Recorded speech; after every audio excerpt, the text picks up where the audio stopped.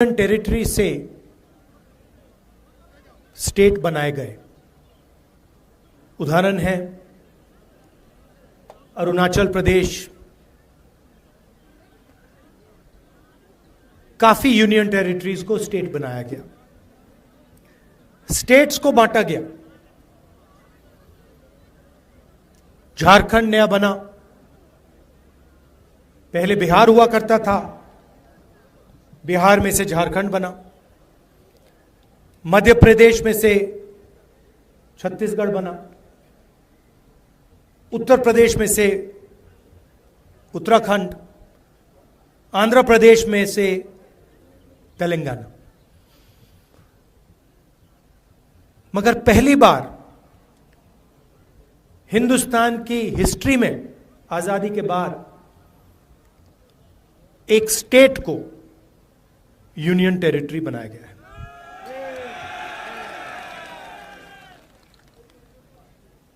मतलब जब हम यूनियन टेरिटरी को स्टेट बनाते हैं या हम स्टेट को बांटते हैं तो हम लोकतंत्र को गहरा करते हैं, अधिकारों को और गहराई से पहुंचाते हैं। मगर जब हम स्टेट को यूनियन टेरिटरी बनाते हैं तो अधिकारों को छीना जाता है। और आपके साथ, जम्मू कश्मीर के साथ यह अन्याय हुआ है। पहली बार हिंदुस्तान की हिस्ट्री में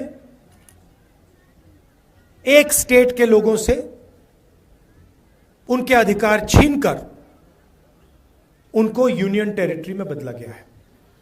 यूनियन टेरिटरी में और स्टेट में बहुत फर्क होता है। स्टेट में असेंबली होती है, लोगों की आवाज होती है, उनके अधिकार होते हैं।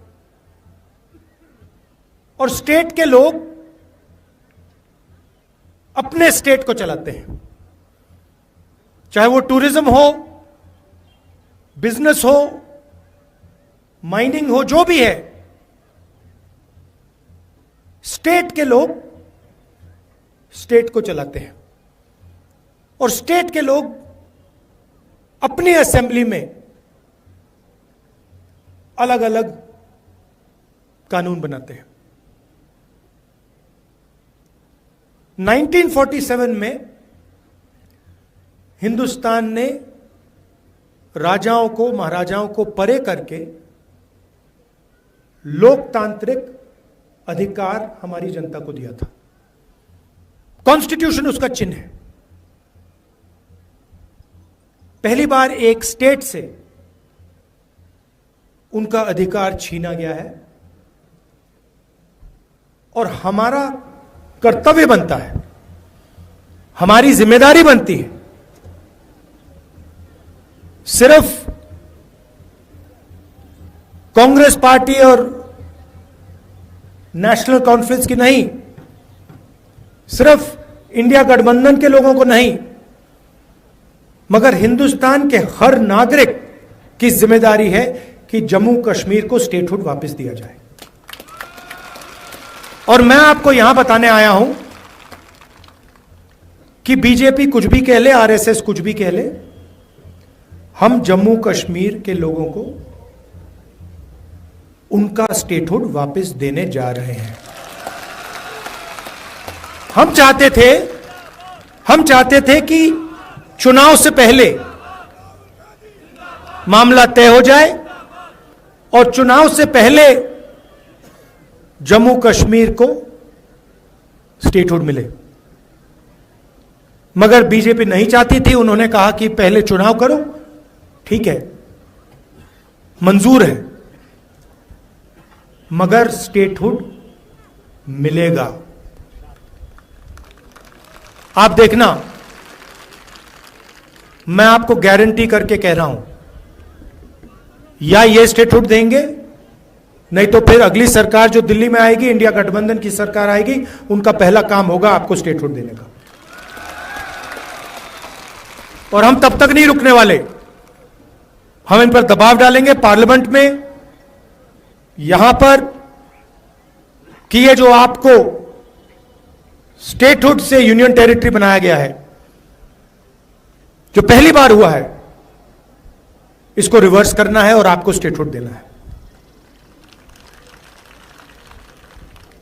यहां पे कहा जाता है कि एलजी जम्मू एंड कश्मीर को चलाता है, बट सचमुच में वो एलजी शब्द गलत है। जैसे पहले राजा महाराजा होते थे, वैसे ही ये 21वीं सदी के राजा हैं। जो ये करना चाहते हैं करते हैं, जो भी करना चाहते हैं करते हैं। और सच्चाई है कि जम्मू कश्मीर के लोगों को ना रोजगार मिलता है, ना फायदा होता है, और यहां आपके जो राजा बैठे हुए हैं वो पूरा का पूरा फायदा बाहर के लोगों को दिलवा रहे हैं। चाहे वो आपके स्मॉल और मीडियम बिजनेसेस हो, बिजली का पैसा आपसे ले लेते हैं, बिजली का बिल बढ़ा देते हैं, इलेक्ट्रॉनिक मीटर लगा देते हैं, उसके बारे में कुछ नहीं करेंगे, मगर आपका अधिकार ले लेंगे। आपके जो यहां के बिजनेस हैं उनको दबा देंगे, कॉन्ट्रैक्ट्स बाहर के लोगों को दे देंगे, और पूरा का पूरा फायदा या बीजेपी आरएसएस के कनेक्टेड लोगों को, बाहर के लोगों को मिलता है। और यह लड़ाई सिर्फ जम्मू कश्मीर में नहीं है, यह पूरे देश में लड़ाई चल रही है। पूरे देश में बीजेपी और आरएसएस लोकतंत्र पर आक्रमण कर रहा है। आप पर तो डायरेक्ट करा, सीधा आपको कहा कि भैया स्टेटहुड हम आपसे छीन रहे हैं, हम आपको यूनियन टेरिटरी बना रहे हैं। मगर यह पूरे देश में हो रहा है। मणिपुर में देखिए, हिंदुस्तान के सारे इंस्टीट्यूशंस देखिए, इलेक्शन कमीशन देखिए, ब्यूरोक्रेसी देखिए, मीडिया देखिए,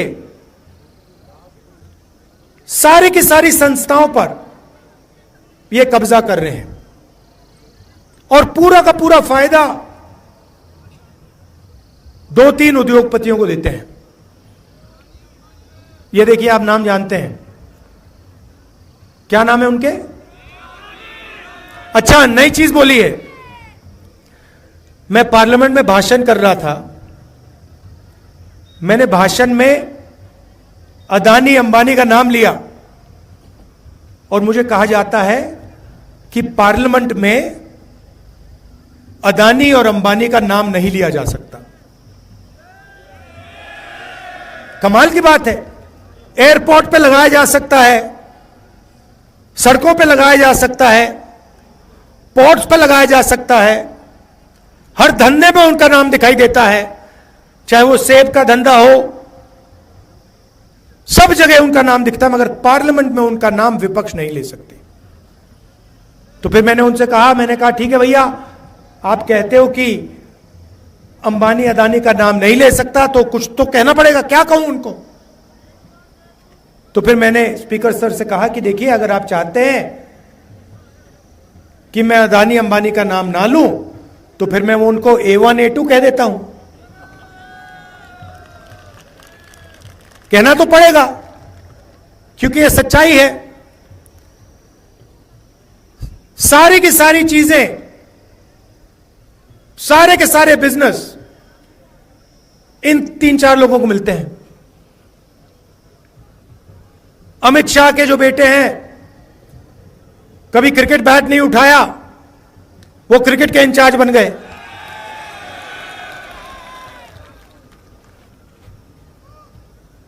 तो 6-7 लोग देश को चला रहे हैं और सोचते हैं कि हिंदुस्तान की जनता, जम्मू कश्मीर की जनता, बाकी स्टेट्स की जनता चुप रहेगी।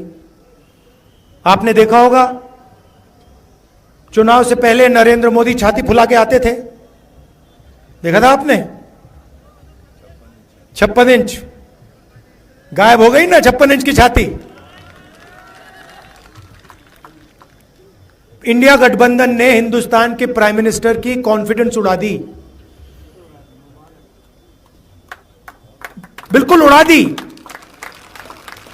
वो आपको तो दूर से दिखते हैं ना, मैं तो पार्लियामेंट में उनके सामने बैठता हूं, तो मुझे तो डायरेक्ट दिखता है हो क्या रहा है। बिल्कुल पूरी की पूरी कॉन्फिडेंस खत्म हो गई। जो पहले नरेंद्र मोदी थे 56 इंच छाती वाले, वो है नहीं, खत्म हो गए वो, उनकी कॉन्फिडेंस गई। आज मैं आपको बताता हूं, जो ऑपोजिशन चाहता है वो इनकी सरकार करती है। दम नहीं रहा इनमें। लैटरल एंट्री की बात की इन्होंने, कहते हैं कि भैया सरकार में हम साइड से लोगों को लाएंगे। हमने कहा कैसे लाओगे? अमीर लोगों को कैसे लाओगे? गरीबों को आप आने नहीं देते हो, कमजोर लोगों को आप आने नहीं देते हो, ऊपर से आप लैटरल एंट्री करोगे। हम देखेंगे कैसे करोगे। 3 दिन में कहते हैं ठीक है भैया नहीं करेंगे। तो आजकल सरकार ऑपोजिशन चला रही है, सच्चाई है। जो भी हम चाहते हैं हम करवा देंगे, और हम स्टेटहुड चाहते हैं, जम्मू कश्मीर का स्टेटहुड हम करा देंगे। लड़ाई विचारधारा की है। एक तरफ नफरत, हिंसा, दूसरी तरफ मोहब्बत, भाईचारा। पूरे देश में ये लोगों को बांटते हैं। एक धर्म को दूसरे धर्म से लड़ाएंगे, हिंदू को मुस्लिम से, मुस्लिम को सिख से, को क्रिश्चियन से। फिर हरियाणा में जाट, नॉन जाट, मणिपुर में किसी और को लड़ा देंगे, उत्तर प्रदेश में किसी और को लड़ा देंगे। जहां भी ये जाते हैं, या एक जात को दूसरी जात से लड़ाएंगे, एक धर्म को दूसरी धर्म से लड़ाएंगे, एक भाषा को दूसरी भाषा से लड़ा देंगे। तमिलनाडु में जाके कहते हैं भैया आप तमिल नहीं बोल सकते, आप हिंदी बोलोगे। तो जहां भी जाते हैं नफरत फैलाते हैं, और लक्ष्य है कि 2-3 लोगों को पूरा का पूरा हिंदुस्तान का धन पकड़ा दिया जाए। जनता को लड़ाओ, नफरत फैलाओ, और A1 और A2 को हिंदुस्तान के सारे बिजनेस पकड़ा दो। नोटबंदी उनके लिए की, गलत GST उनके लिए लागू की, और हमने क्या किया? नफरत के बाजार में मोहब्बत की दुकान खोली। 4000 किलोमीटर कांग्रेस पार्टी के कार्यकर्ता फरूक अब्दुल्ला जी आए, इंडिया गठबंधन के लोग आए, 4000 किलोमीटर हम चले। क्यों? नफरत को मिटाने के लिए, हिंसा को मिटाने के लिए। और मैंने पार्लियामेंट में कहा डरने की कोई जरूरत नहीं है, कोई जरूरत नहीं है। ये खोखले हैं, इनमें कोई दम नहीं है, डरपोक है ये। 4000 किलोमीटर चले, जहां भी ये नफरत फैलाते हैं हम वहां जाके मोहब्बत की दुकान खोलते हैं। और यही काम हम जम्मू कश्मीर में करेंगे। जम्मू कश्मीर को भाईचारे की जरूरत है, प्रगति की जरूरत है। और आपसे ये जो स्टेटहुड छीना गया है, यह पहला कदम है। सारे के सारे छोटे बिजनेसेस खत्म कर दिए, जम्मू कश्मीर में किए, बाकी हिंदुस्तान में किए। बैंक के दरवाजे उनके लिए बंद हैं। आप सोचिए 22-25 अरबपति हैं, नरेंद्र मोदी जी ने 16 लाख करोड़ रुपए उनका कर्जा माफ किया है। आप सोचिए 16 लाख करोड़ रुपए उनका कर्जा माफ किया है। और जो छोटा बिजनेस चलाते हैं, खेती करते हैं, मजदूरी करते हैं, जो स्टूडेंट्स हैं, उनका 1 रुपया कर्जा माफ नहीं होता है।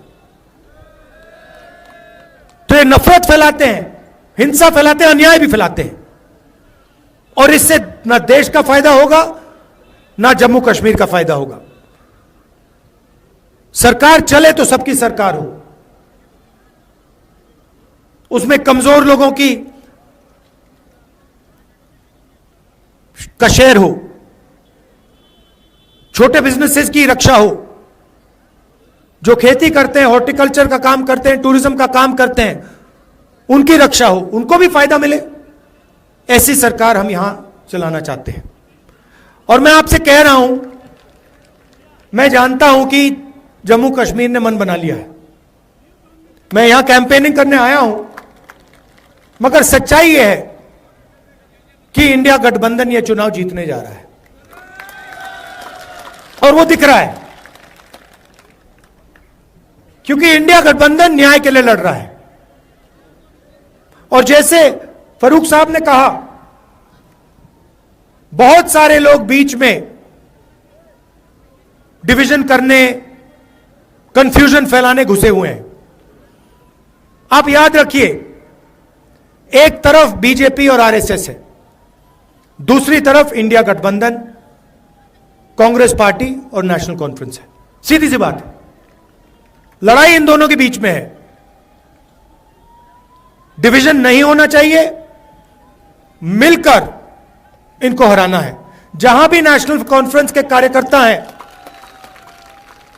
आपको कांग्रेस पार्टी के कैंडिडेट्स का पूरा समर्थन करना है, और जहां भी नेशनल कॉन्फ्रेंस के कैंडिडेट्स हैं, वहां कांग्रेस पार्टी के कार्यकर्ताओं को पूरा दम लगा के समर्थन करना है।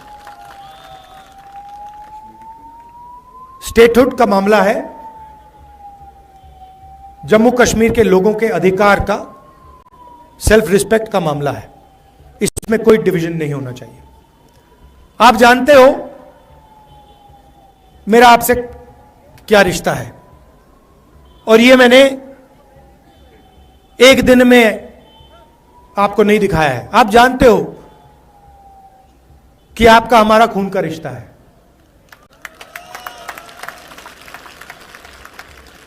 ये राजनीतिक रिश्ता नहीं है, ये पुराना रिश्ता है, खून का रिश्ता है। चाहे राजीव जी हो, इंदिरा जी हो, जवाहरलाल नेहरू जी हो, ये बहुत पुराना रिश्ता है। और जो भी आप मुझसे चाहें,